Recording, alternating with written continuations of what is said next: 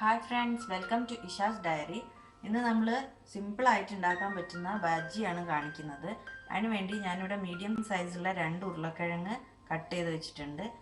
ഒരു ക്യാരറ്റ്, ഒരു സവാള, ഒരു പച്ചമുളക്, ഒരു 3 അല്ലി വെളുത്തുള്ളി, കുറച്ച് മല്ലിച്ചപ്പ്, കുറച്ച് കരിവേപ്പില, പിന്നെ ഒരു 1/4 സ്പൂൺ മഞ്ഞൾപ്പൊടി, ആവശ്യത്തിന് ഉപ്പ്, സീസണിങ്ങിന് വേണ്ടിയിട്ട് വറ്റൽമുളകും കടുകും വെളിച്ചെണ്ണ എടുത്ത് വെച്ചിട്ടുണ്ട്.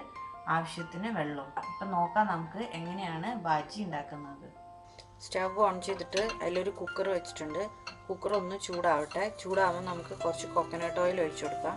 ഇതിലേക്ക് ഇപ്പം ഞാനൊരു 2 ടേബിൾ സ്പൂൺ കോക്കനട്ട് ഓയിൽ ഒഴിക്കുന്നുണ്ട്. ഫ്ലെയിം ലോ ആക്കി വയ്ക്കണം. ഇനി ഇതിലേക്ക് ഈ ഒരു സവാള മീഡിയം സൈസിൽ കട്ട് ചെയ്തത് ഇട്ട് കൊടുക്കാം.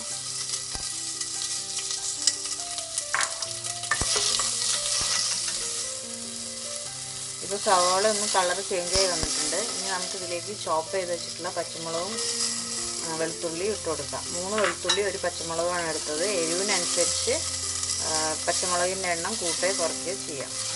ഇതിലേക്ക് നമുക്ക് 2 മീഡിയം സൈസ് ഉരുളക്കിഴങ്ങും ചോപ്പ് ചെയ്തതും ഒരു ക്യാരറ്റും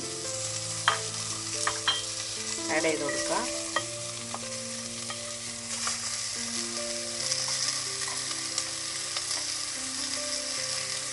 ആവശ്യത്തിന് ഉപ്പും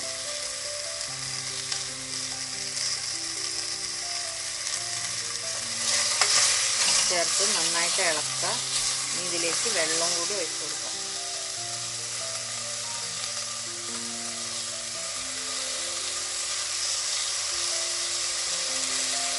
ഒരു 1/4 സ്പൂൺ മഞ്ഞൾപ്പൊടി എടുത്ത് വെച്ചിട്ടുണ്ട്. അത് ആഡ് ചെയ്തതിന് ശേഷം നമുക്ക് വെള്ളം ആഡ് ചെയ്ത് കൊടുക്കാം. പൂരി ബജിയിൽ ഒരുപാട് വെള്ളം ഒഴിക്കരുത്. കുറച്ച് തിക്ക് കൺസിസ്റ്റൻസിയിലാണ് ഉണ്ടാകുന്നത്. ആവശ്യത്തിന് വെള്ളം ഒഴിച്ചെടുക്കാം. ഒന്ന് കവർ ചെയ്ത് നിൽക്കാനുള്ള വെള്ളം മതി.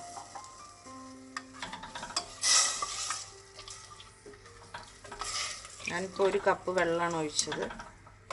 ആ വെള്ളത്തിൽ അതൊന്ന് വെന്ത് വരട്ടെ. നമുക്കൊരു 3 വിസിൽ വെക്കുന്നവരെ കുക്കർ അടച്ചു വെച്ചിട്ട് വേവിക്കാം. ഒരു മീഡിയം ഫ്ലെയിമിലാണ് ഞാൻ ഇട്ടത്. ഇനി ഒരു 3 വിസിൽ കേൾക്കുന്നവരെ വെയിറ്റ് ചെയ്യാം. ഇപ്പം 3 വിസിൽ വന്നിട്ടുണ്ട്. പ്രഷറൊക്കെ പോയിട്ടുണ്ട്. നമുക്ക് കുക്കർ ഓപ്പൺ ചെയ്യാം.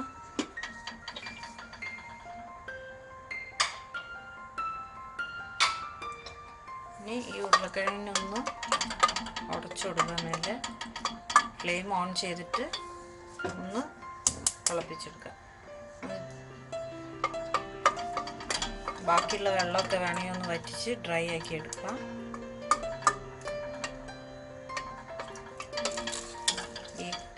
ഇതിൻ്റെ കയ്യിൻ്റെ ബാക്ക് സൈഡ് വെച്ചിട്ട് ഒന്നിങ്ങനെ പ്രസ് ചെയ്ത് കൊടുത്താൽ മതി.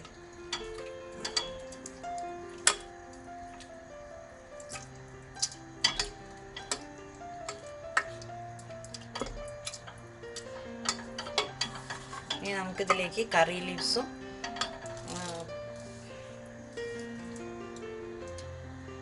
മല്ലിച്ചപ്പിൻ്റെ ഇലയും കറി ലീവ്സും കൂടി ആഡ് ചെയ്ത് കൊടുക്കാം.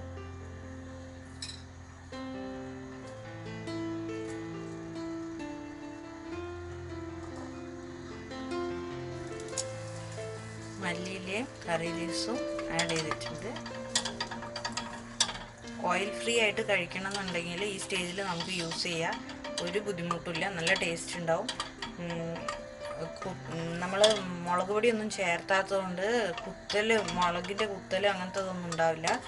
ഈ സ്റ്റേജിൽ ഓയിൽ ഫ്രീ ആയിട്ട് യൂസ് ചെയ്യുക. ഇനിയിപ്പോൾ വേണമെങ്കിൽ ജസ്റ്റ് കുറച്ച് വെളിച്ചെണ്ണ തൂവിയിട്ട് ഉപയോഗിക്കുക. ഞാനിപ്പോൾ ഇവിടെ വറവിടുന്നുണ്ട്.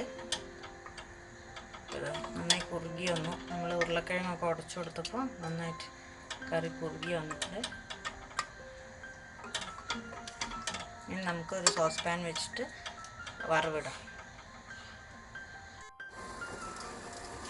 പാൻ വെച്ചിട്ടുണ്ട്. പാൻ നന്നായി ചൂടായി. ഈ സ്റ്റേജിൽ നമുക്ക് 1 സ്പൂണ് വെളിച്ചെണ്ണ ഒഴിച്ചു കൊടുക്കാം. വെളിച്ചെണ്ണ നന്നായി ചൂടാകുമ്പം കടുകും വറ്റൽമുളകും ഇട്ടിട്ട് വറവിട്ടെടുക്കാം. കടുക് ഇട്ട് കൊടുക്കാം.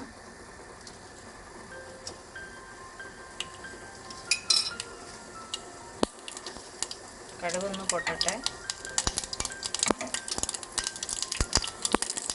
2 ഉണക്കമുളക് ഇട്ട് കൊടുക്കാം.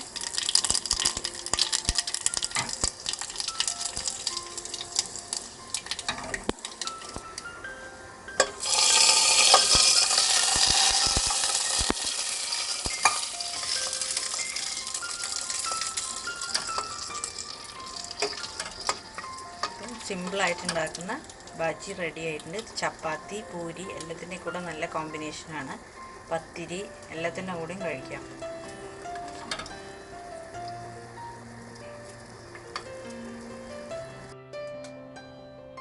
Easy and tasty Baji ready ആയിട്ടുണ്ട്.